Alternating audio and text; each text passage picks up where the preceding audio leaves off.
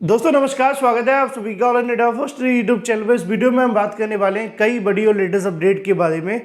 जैसा कि आप जानते हैं, किसी भर्ती संबंधित कोई भी जानकारी होती है आप सभी को all India first YouTube channel के माध्यम से दी जाती है। इस वीडियो में हम बात करेंगे नई शिक्षा सेवा आयोग के बारे में, कोर्ट के माध्यम से लगाई गई फटकार। इसके अलावा यूपी टीजीटी पीजीटी 36,000 और भी तमाम भर्तियों की लेटेस्ट अपडेट के बारे में। तो वीडियो को आप लाइक कर दें और शेयर कर दें, चैनल को सब्सक्राइब करके बेल आइकन को दबा लें, जिससे कि आपको रियल ऑथेंटिक जानकारी मिलती रहे। तो चलिए दोस्तों शुरू करते हैं। शुरुआत करेंगे सबसे पहली अपडेट के बारे में। जैसा कि दोस्तों आप जानते हैं कि उत्तर प्रदेश के अंदर योगी सरकार के माध्यम से नए शिक्षा सेवा आयोग को लेकर गठन की तैयारियां की गई हैं। इस बात में कोई दो राय नहीं है कि नए शिक्षा सेवा आयोग के बनने के बाद से भर्तियों में तेजी होगी। क्यों? क्योंकि काफ़ी लंबे समय से भर्तियां रुकी पड़ी हैं। कोई भी पुराना आयोग भर्तियों को शुरू करने के लिए तैयार नहीं है, चाहे वो अगर बात की जाए टीजीटी पीजीटी को लेकर हो या फिर असिस्टेंट प्रोफेसर के बारे में। लेकिन सबसे बड़ा सवाल ये होता है कि आयोग कब तक बनेगा, क्योंकि इसकी जो शुरुआत आपको देखने के लिए मिली थी वो 2017 में हुई थी। अब अंतिम रूप इसको लेकर तैयार किया जा रहा है आयोग के बारे में। लेकिन इसी बीच अब कोर्ट के माध्यम से ही फटकारें लगना शुरू हो चुकी हैं, क्योंकि कई भर्तियों के विज्ञापन निकाले गए थे 2022 के अंदर, जो कि अब तक पूरे हो जाने चाहिए थे और 2023 में नए विज्ञापन आने चाहिए थे। लेकिन जब तक पुराने पूरे होंगे नहीं और नए आएंगे कहाँ से?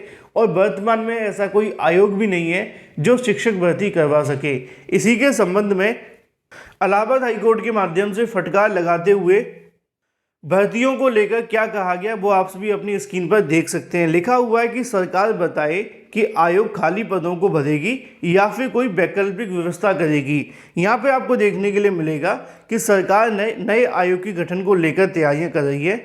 मुख्यमंत्री योगी आदित्यनाथ की अध्यक्षता के अंदर पिछले दिनों यूपी शिक्षा सेवा आयोग चयन को लेकर गठन के संबंध में बैठक हो चुकी है। इसमें बेसिक, माध्यमिक, उच्च प्राविधिक, मदरसा, अल्पसंख्यक शिक्षण संस्थानों में शिक्षकों की भर्ती के संबंध में इसी आयोग से कराने का प्रस्ताव किया गया है।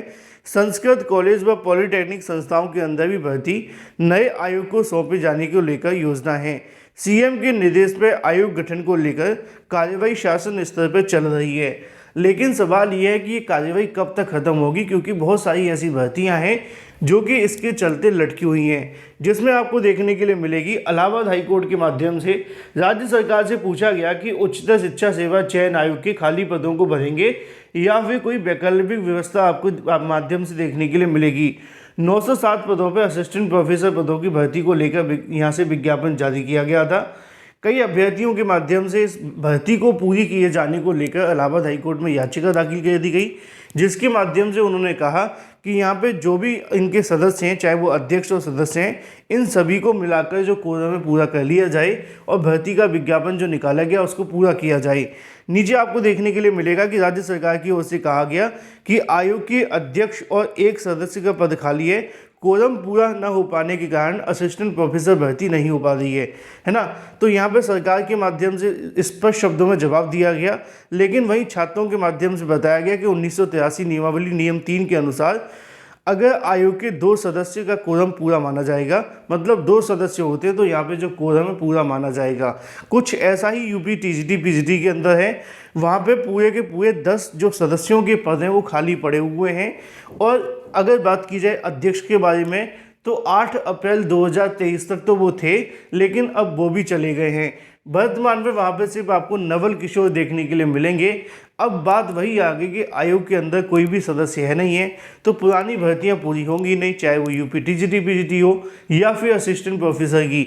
और दूसरी सबसे बड़ी समस्या ये है कि नए आयोग को बनने में समय लग रहा है। अगर नया आयोग जल्द से जल्द बन जाए तो इन भर्तियों को लेकर प्रोसेस शुरू हो जाएगा।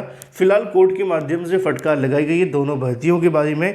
देखना ये होगा कि यूपी टीजीटी पीजीटी और असिस्टेंट प्रोफेसर को लेकर छात्रों को कब तक इंतजार करना पड़ता है।